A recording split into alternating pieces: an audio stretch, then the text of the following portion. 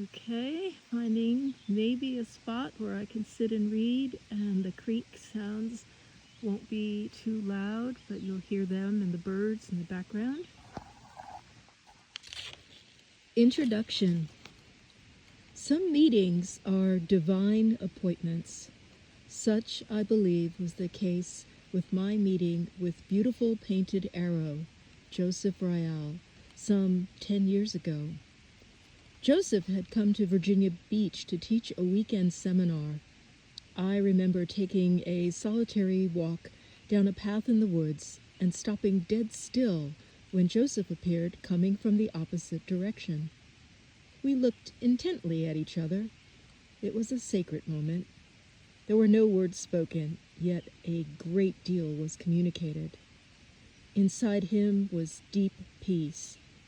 One thing I knew: this man is a keeper of ancient wisdom. Here is the soul of a mystic, one who has merged with the heart of God. It took 5 years for our paths to cross again. I had just returned from India, culminating a 17-year exploration in Eastern thought, with a sense that it was now time to immerse myself in the mysticism of my own land. As if on cue, Joseph reappeared in my life. With little need for reintroductions, we began teaching seminars and retreat programs together. Joseph impacts those around him on a multitude of levels. Whenever I am in his presence, there is a sense of automatically being shifted up an octave to a higher level of awareness. So I found myself learning from him often, without any conscious effort on my part. This has become my greatest adventure, one which has catapulted me into experiences which hitherto I would have considered miraculous. Now I view them as a natural part of what happens when one is moved to a higher octave of vibration. Any confusion over seemingly conflicting forms from various traditions soon faded. I quickly grew to honor the Native American tradition in which Joseph is rooted, and to understand both the value of form and the paradox of not getting stuck in form, as Joseph often says. For ultimately, all form must be transcended. Though Joseph is Native American, his vision is not limited to one tradition or one philosophy. It comes from a resonating vibration which lifts us to a level of consciousness beyond form, a place where we discover our own myth-making ability. Writing a book with Joseph has been an adventure of another kind, a profound myth-making process.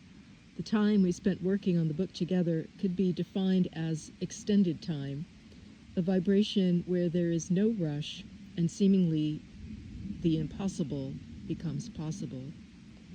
My task was to pull delicate threads together and weave those threads into an exquisite tapestry. Sometimes I had very little information about one of the stories and would need to persist to get necessary details. At times, my questions would surprise Joseph, for the extraordinary is so much a part of his ordinary. My one desire was that I would become so transparent that what would be given in this text would be pure Joseph. I wanted others to experience what I had in working on his book, a sense of falling in love with life and being introduced into a higher level of consciousness. It has been said, without a vision, a people perish. Within the last decade, there have been reemergence of myths, retelling of great stories. Myths hold the power to rekindle vision, for they speak the language of the soul. Through the work of Joseph Campbell, Jean Houston, Robert Bly, Jean Boleyn, and countless others, we have been awakened to the possibilities of the heroic journey, the quest and rites of passage, tasks and initiations along the way. Myth gives us a map to that journey, showing us how to separate from the familiar, how to resolve differences and meet challenges. and then to return as a more integrated self. Myths inextricably link us to the mystery of the cosmos and to the natural world around us. Ultimately, they connect us more deeply to ourselves. The gift of Joseph Rael is to help us cross the threshold from the place where we tell the myth and move to the place where we become the myth. Joseph speaks from the place of a myth maker. His vision, personal stories, teachings re-enchant life. They come from a place of innocence and purity, from a transcendent realm where the thin veil separates the seen from the unseen world.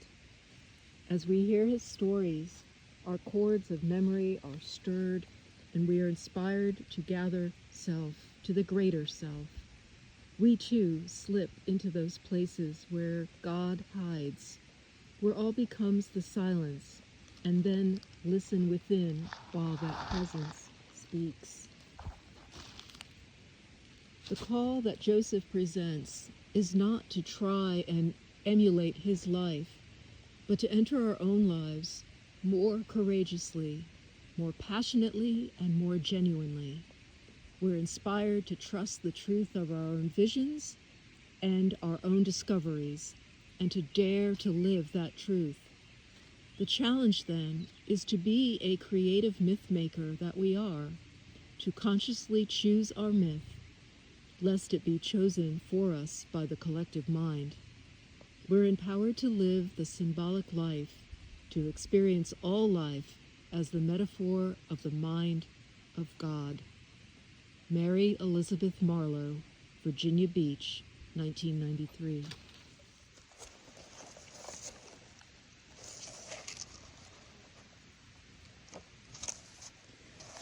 Life is the road of goodness. Life is connected to time as crystallized meanings. Life purifies itself with heart connection, so it can ascend beyond the heavens as radiating innocence. Chapter 1. Born into vibration, bonding with the land. When one grows up in the ancient teaching that everything is metaphor and is a resonating energy of the Great Spirit, then all life is sacred. The Picures Pueblo where I grew up was a living being with a psyche of individuals made up into a group that I began to know as my father's people. The village was architecturally designed so it would continually give sustenance to the people who lived there. Because we were there, we lived our moments inside resonance. The village was not just a physical place, it was a mental, an emotional, and a spiritual place as well.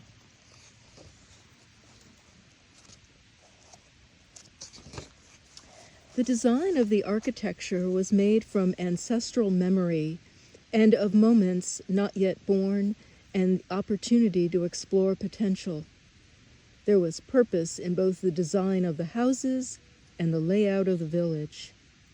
The women were the descending light principle. Therefore, they were in charge of the household. Yet the houses were square, the shape symbolic of the masculine. The men, on the other hand, went into kivas for their spiritual training, and the kivas were round, the shape symbolic of the feminine. Even as a boy of 6 or 7, already the round structure of my femininity was expanding the potential in my masculinity because alchemically I was growing into my opposite, that I might learn balance of male and female. What was being taught was that first one accepts the energy that he, she is born into, and then learns the opposite, so one can become integrated and balanced. As children, we were taught that we existed as a pressure point activator for the sacred sites within the village. Every 20 feet or so were consecrated points on the ground which carried special blessings. These shrines were buried in the ground and were only visible to the inner eye. As we walk through a village, we push them into aliveness with our body's pressure on them. Because we live as energy, we began to understand that everything in each designated location was the resonating vibration of the play of principal ideas. The holy shrines were placed there because the vibrational essence of those holy sites would enhance the psyche of the community and of each individual within the community. The vibration would bond us in a love relationship, a knowing that life was in love with us, that we held the living life within our lives. This knowing kept me loyal to my beloved landscape. A trail connected the lower village to the higher village, like a connection between the lower, middle, and upper worlds.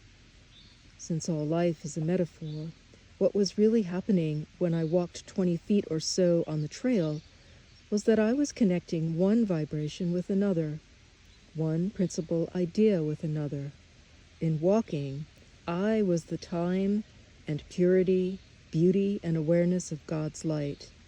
The village was architecturally designed so that the physical people lived alongside the supernatural beings who would manifest themselves through the sacred ceremonies. And the sites continually gave sustenance to the people who lived there.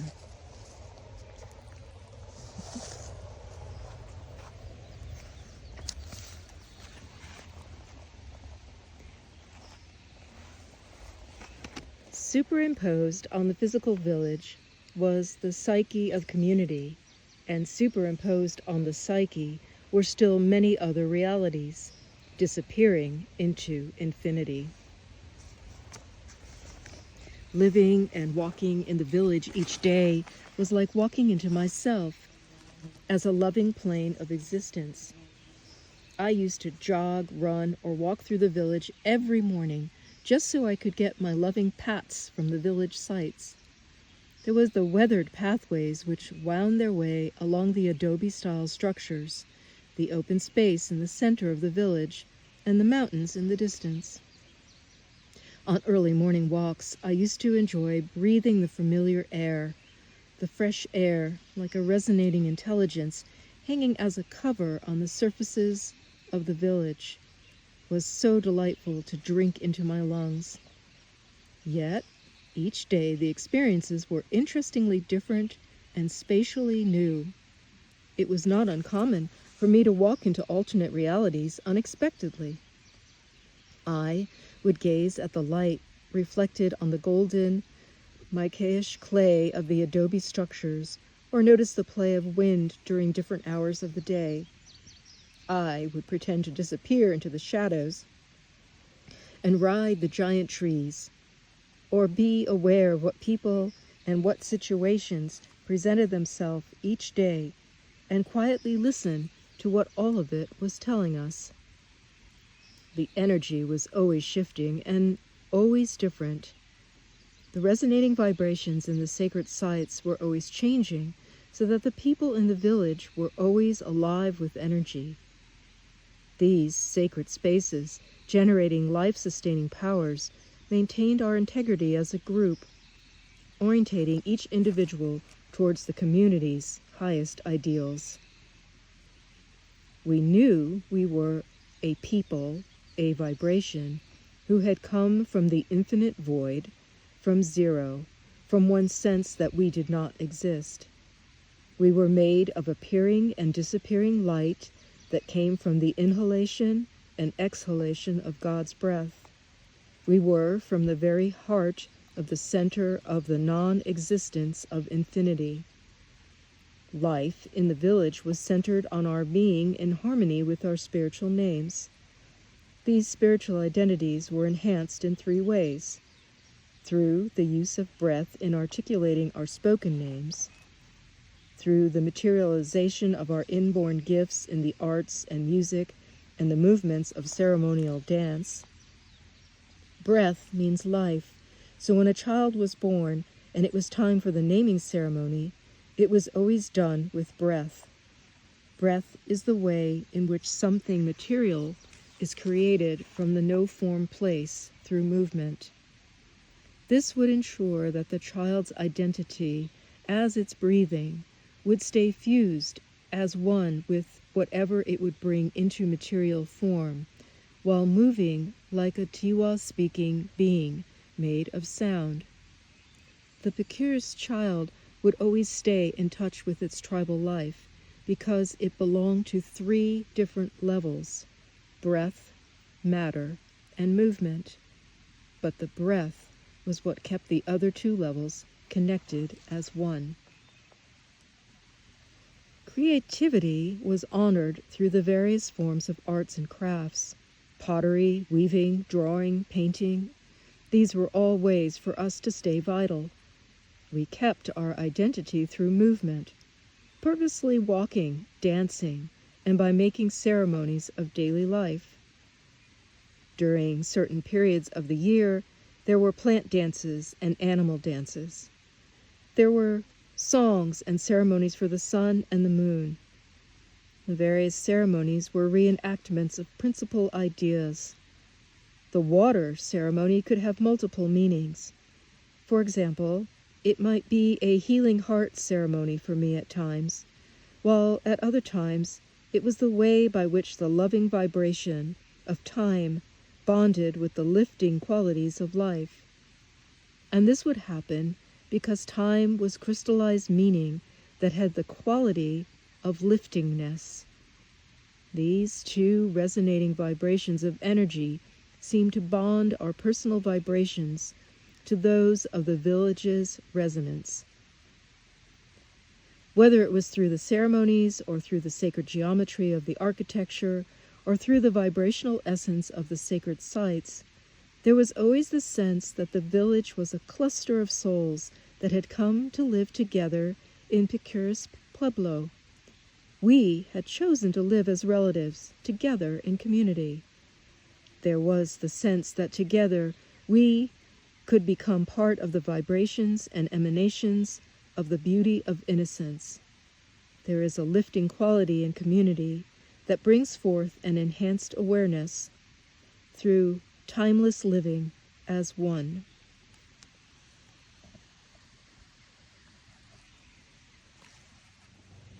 The Blue Stone People. In 1987, something very special happened to me. I had a visionary experience in which the veil that separates the 3rd and 4th dimensional world was lifted. It was as though I were standing behind a curtain which was clear but not transparent.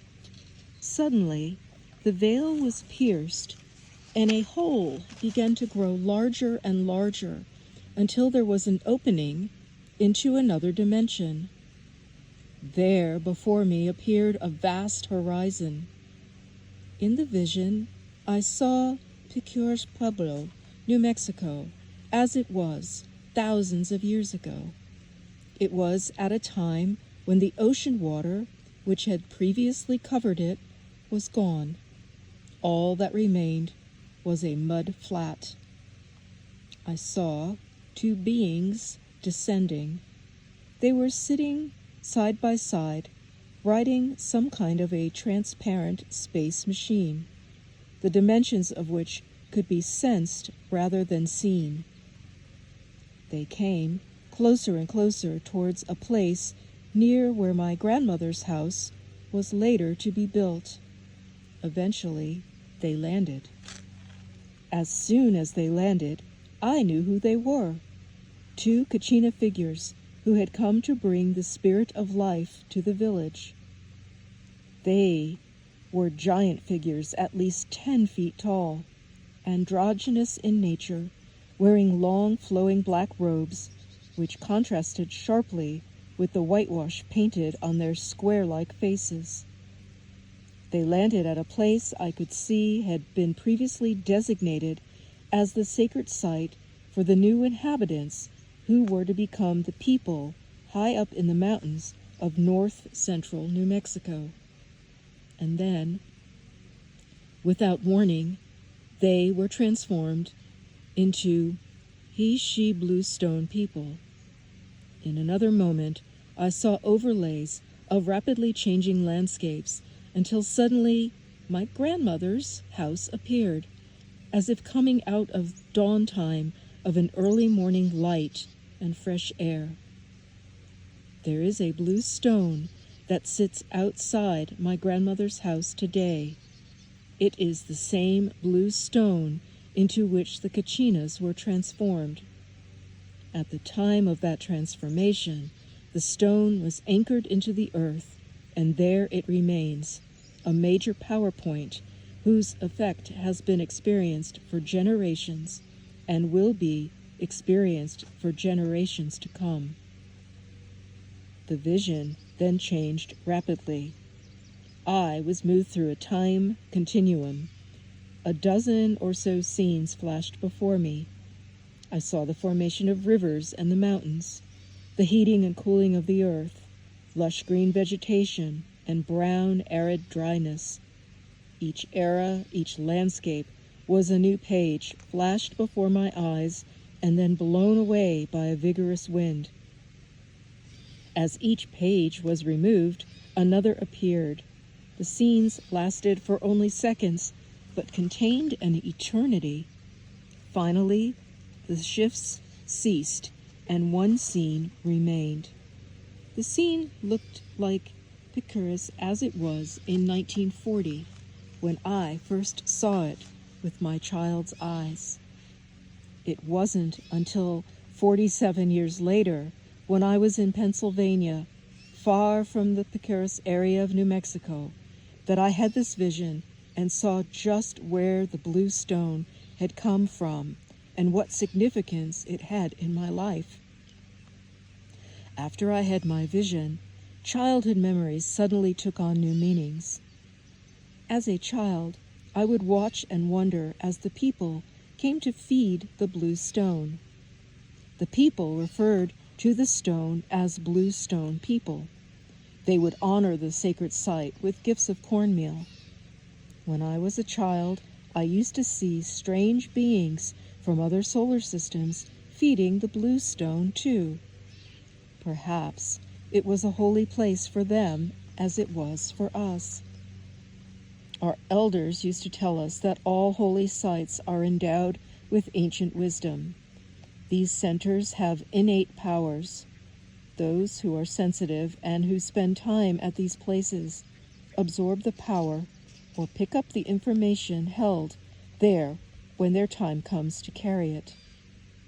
I think now that holy places often lie dormant for long periods because that which created the place waits and watches for a time when certain historic moments occur and conditions are set in place, conditions which allow wisdom.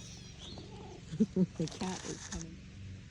I think now that holy places lie dormant for long periods because that which created the place waits and watches for a time when historic moments occur and conditions are set in place, conditions which allow wisdom to come through certain people who will bring it forth into the consciousness of that era. Sometimes the power waits for a child to be born who will live in or around that sacred site so the wisdom can be embedded in the tissue of the child's psyche. Individuals who are destined for that purpose will relate, explain, and translate what must take place next in the development of higher consciousness. There is energy that comes to all of us from the sacred place, the vibrations of an ancient past, wisdom we would come to find one day. Once the sacred place is discovered, we begin to open to the wisdom. It descends upon us just as it did when the beings from the spirit of life brought spirit to the people. I'm going to end here, though Chapter 1 continues. See you next week. Till then.